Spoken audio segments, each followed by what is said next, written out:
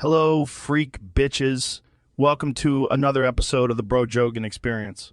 And on this episode, I welcome my friend who's difficult to describe. I'm fascinated by him, and I hope you'll be too. And he is weird and brilliant, and sometimes totally insufferable. But my guest today has made some of the great technological products of our age, and he's always pushing the envelope in innovation. Like, for example, with his next computer, he developed a new programming language and operating system, and then he became even more famous for making 3 applications for that computer. Word processor, a spreadsheet, and an image editor. That just showed me that this dude was brilliant, had amazing taste, and I would just hope that I could be even like 1/10 of the genius that my friend today is. And I can't even say his name, so yeah. So super psyched about having him in the house today. First time, yeah, we've had you on before, but not for a long time. You're like Patrick Swayze and Demi Moore in Ghost. You're a memory from the past. So without further ado, my friend who is difficult to describe and wonderful, and I'm so grateful he came on the show. How's it going? Good to see you, buddy. It's been a long time since I've been on the show. I've missed this. It's always fun. How's it going? Come on, tell me about jobs. It's always good to see you, buddy. I'm so happy you came on, man. Yeah, it's great to be on the show. Your audience is just so different from your normal Apple users, and that's a good thing. It's cool. Well, you know, I was an Apple user way before I did this show. I've been a fan of yours and Macintosh since the 1980s. Well, we just kind of figured that out. Even though Apple is big, it's still like 0.5% of the total users. People who listen to your show are a different group. They're weird. Well, that's good. So you must be a fan of the show then, right? I am. I am a fan. I mean, it's nice to sit back in the car and listen to you rant. I've always liked you. Well, appreciate that.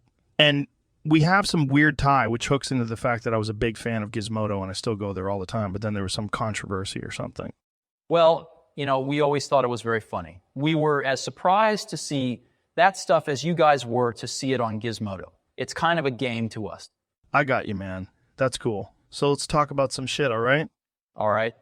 So you studied at Reed College. Tell me about your time there. What did you learn?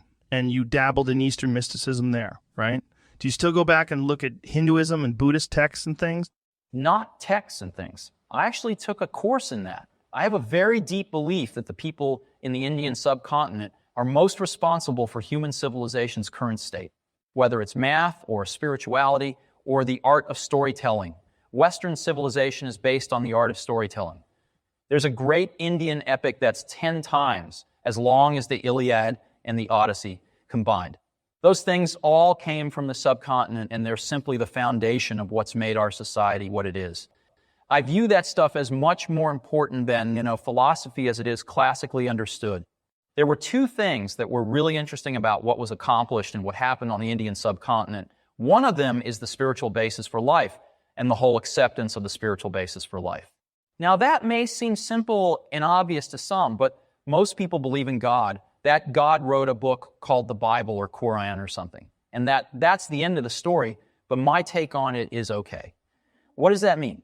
What I learned at Reed College is that it's not about believing in God or not, or even what the right answer is. It's about asking the right questions, because most of our reality in our society is rooted in science, which we believe things because they're true. If something is true, then it's not a belief.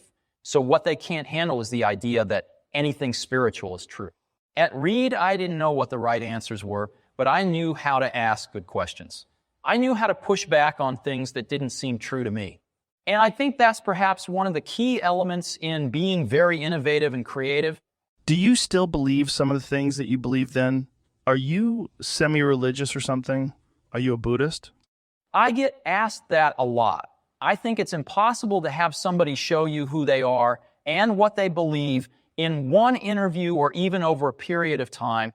I think the best way I can answer that is by telling you, I've told the story before, but it's well documented. I was on a plane flying home with Liz, and we were talking about reincarnation and ESP, and whether there is anything more to this. And as I was thinking about it, lying in my seat, I thought about our children, because I always knew, like, if we had a daughter, for example, I knew that she would really turn out to be, I don't know, sort of weird or very ambitious. That's true of my nephews, but I always thought that she would really be something. And when she was born, before we even saw her, I was just so happy that she was going to be born. And so I'm thinking about all this stuff, and I said to myself, there must be some purpose or meaning to life. Otherwise, why go on? And suddenly it hit me. It's not a God in the sense that generally people think of it, but there is some kind of deeper meaning to life. And it can't just be something that somebody made up, because if it was, it wouldn't be compelling. It would seem contrived and everyone would see through it. So I think that the meaning and the purpose is by the cosmos, the nature of the cosmos, which is pretty bold thinking. I mean, I don't know how else to put it, but it's not religious in the way people usually talk about. Taking LSD was a profound experience for me. LSD shows you that there's another side to the coin, and you can't remember it when it wears off, but you know, it washes over you and tells you that everything is connected. You're not here by accident. You were put here for a purpose, and if you can figure out what that is, then you'll learn more about yourself than anything else could. It's pretty intense. I mean, it's not a light thing. It doesn't make you feel bad. It just reveals you for who and what you are. If you take LSD a second time, the effect is not as strong, no matter how much more you take. Your brain is doing things on the background conception that it knows this stuff already. So I stopped taking them because they didn't give me anything more than that. I started to realize that there was a higher power that knew that I was connected to something, and I wanted to learn more. Although I wouldn't recommend it for everybody, because I think it can be quite powerful. What did it change in your mind? What did you learn from it? It reinforced my sense of what was important. Just love. Feel love for each other. Awe and respect for life, love and connection with people.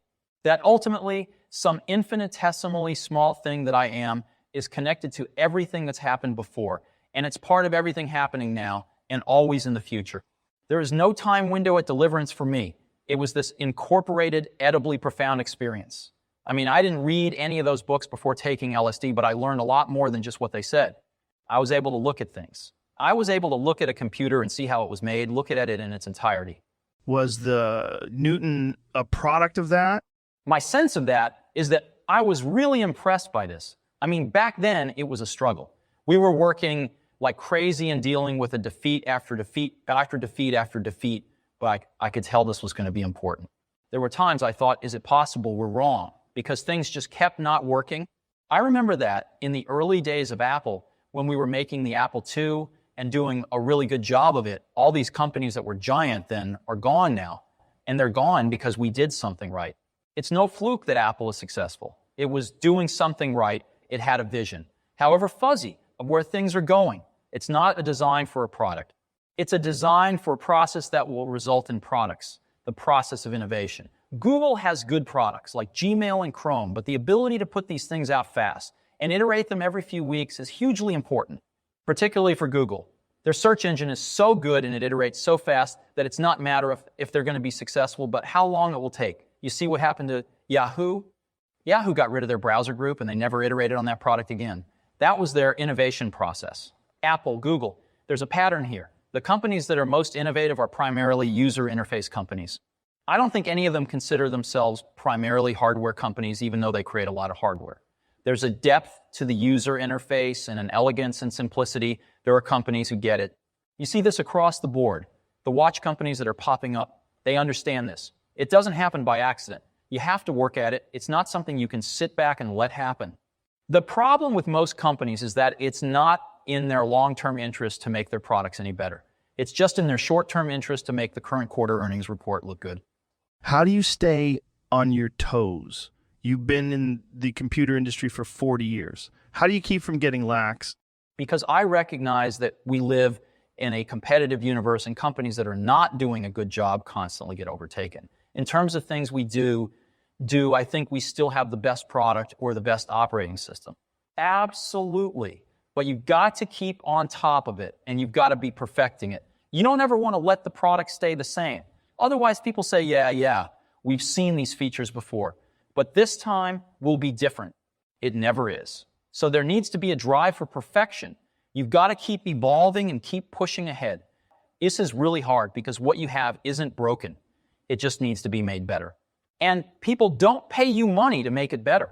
They pay only if it's a new product. So when you create something truly great in the world, truly revolutionary, you have a responsibility to push to keep making it even better. It's like when we launched the Macintosh and we had the 1984 commercial and a big launch party. The day after that, I was in the back room with all the engineers getting ready to do what I should be doing, which is making it really great. And I remember thinking, why are we promoting this product? What's the big deal about this product? This is junk. It doesn't do half the things we promise. We demoed it to too many people, and it can't do half the things we said. Apple got lucky when Windows came out a year later because it allowed us to change our story. We went from being a failed company just trying to get something out to being the younger, cooler alternative to IBM. That was a great blessing. But if Windows had come out a year before, we would have been toast. IBM would have eaten our lunch. Do you think you'd have done a better version of Windows or work with it? No. That's the problem I've always had with Microsoft. In many ways, they're smart people and they've done good work, but they've never had any taste. They've never had any aesthetic sense. And I think that's because the people who founded the company, in most cases, were fundamentally mathematicians and scientists, and they don't understand how people want to actually experience things. I say that because of their products. I think Windows 3 was a disaster for them. It was a catastrophe.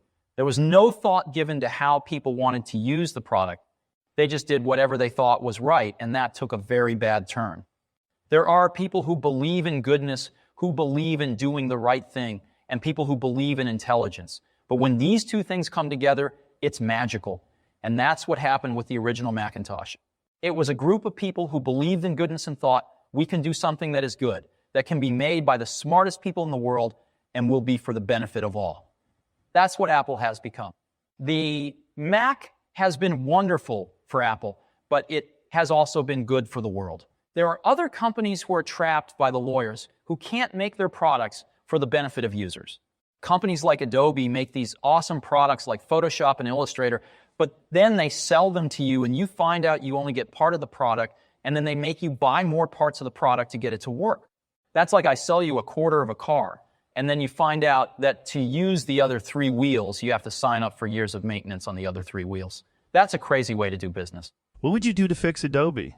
Well, I was talking to the guy who heads up the research lab, Dr. Lassiter. He's a very good guy. And we had a great talk, and I think they're on the right track with this whole digital hub thing. I think that was a great idea. That was a smart spin on the whole idea, but the last time I talked to them, there were 800 people working on that. And that's too many people for something like this. They have to pare it down and do what they do best. If they're all sitting around and they can do anything they want to do,